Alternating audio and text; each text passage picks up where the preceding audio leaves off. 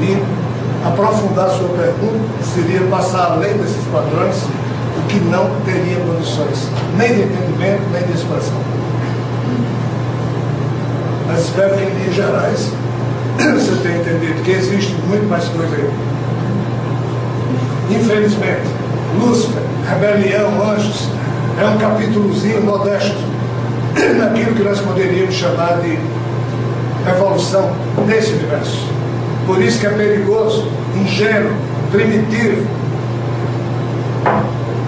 e pouco inteligente considerarmos que anjos, arcanjos, querubins, serafins, como nós chamamos, diversas classes de extraterrestres nos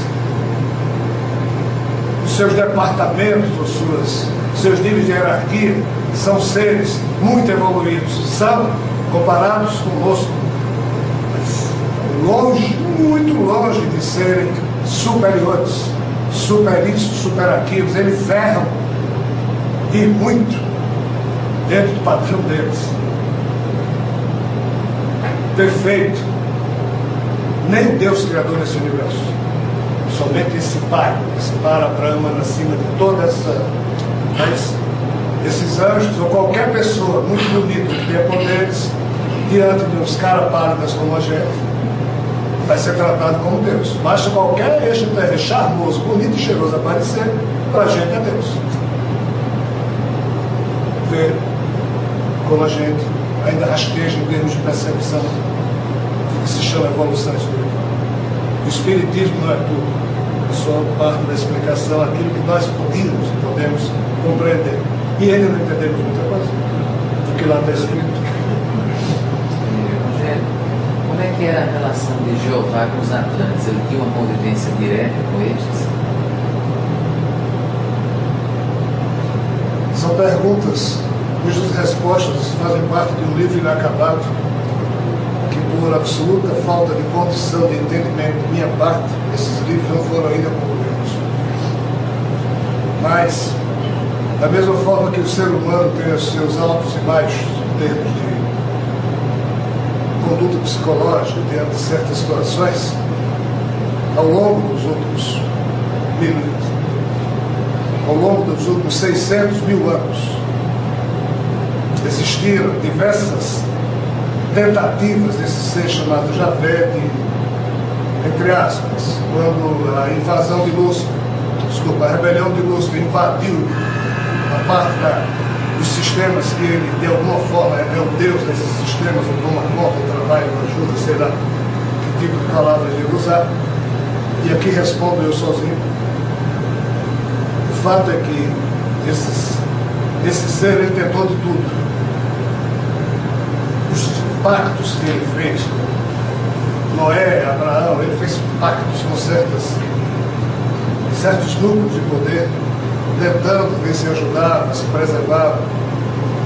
Mas o orgulho dos Atlantes, ou o orgulho de algumas famílias, daquilo que nós chamamos de Império Atlântico, era tão ou mais estúpido do que o nosso, na atualidade, que forçava Javé e outras componentes que invadiram a Terra.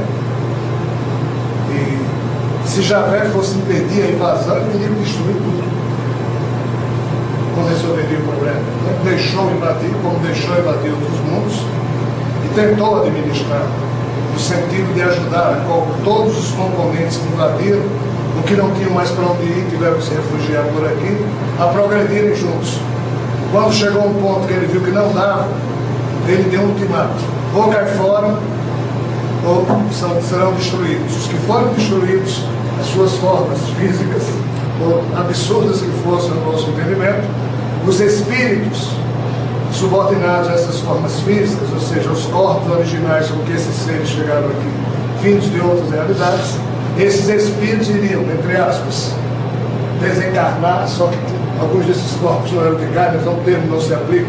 Com a morte desses corpos, os espíritos deles iriam ficar presos ao magnetismo espiritual da Terra e teriam que nascer na única espécie pensante que Jeová resolveu deixar, que é a espécie Homo sapiens. Então, os problemas atlantes foram ocorreram sempre paralelo à evolução da própria natureza terrena, nas suas ramificações, do que viria a ser depois o Homo sapiens, o Homo sapiens sapiens, o Homem de Neandertal e outras formas pensantes que existiam, mas que se extinguiram e nós ainda não encontramos o elo em relação a essas figuras. Mas isso é uma história ainda por ser contada. Até porque a história atlântica é de dezenas de milhares de anos.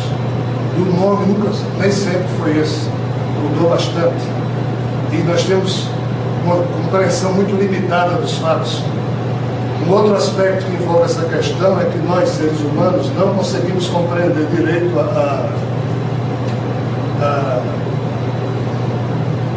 o grande, os ingleses chamam big picture, o grande contexto que envolve a vida. O que é que eu estou querendo dizer com isso?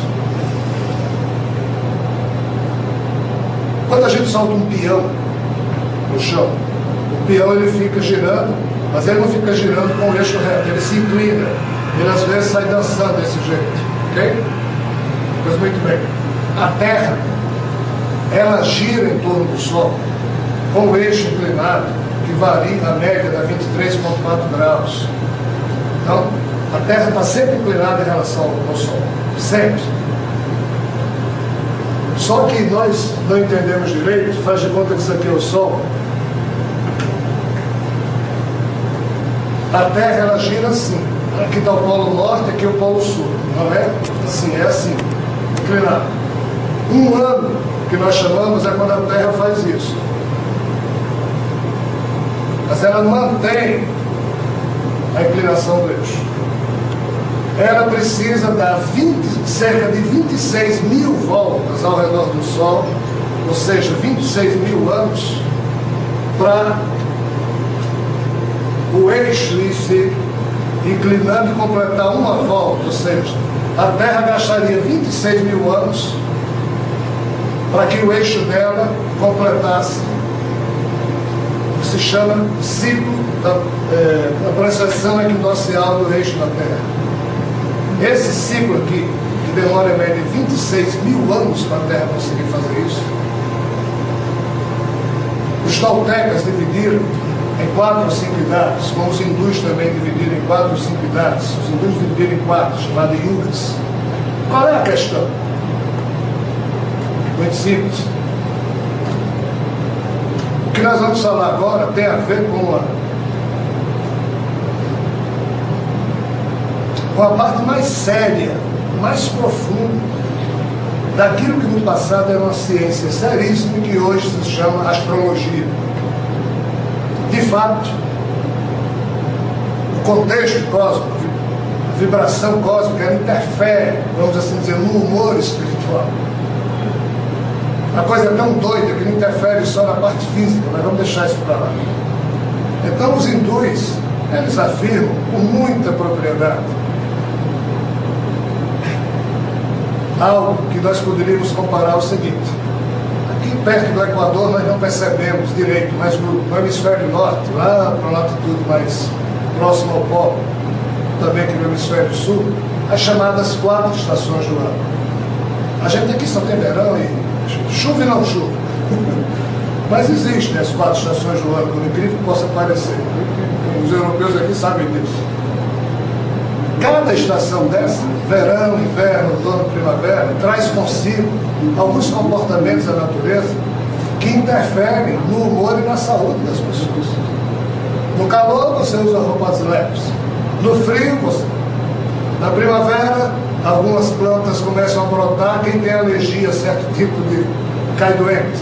No outono, ou seja, cada estação do ano afeta, influencia a que o ser humano se comporte dessa ou daquela maneira, e ele fica mais predisposto, intelectual e psicologicamente falando, a se conduzir, a produzir mais ou menos. Muito bem. Nessa perspectiva cósmica, esses 26 mil anos, as yugas que os hindus dividiram seriam espécies de estações cósmicas. E a cada ciclo de 5.000, ou só, 200 e pouco, o sono que eu digo é a menina, 5.200 e poucos anos, o tipo de interferência que vem dessa região do cosmos, aonde o Sol, com os planetas, está atravessando, interfere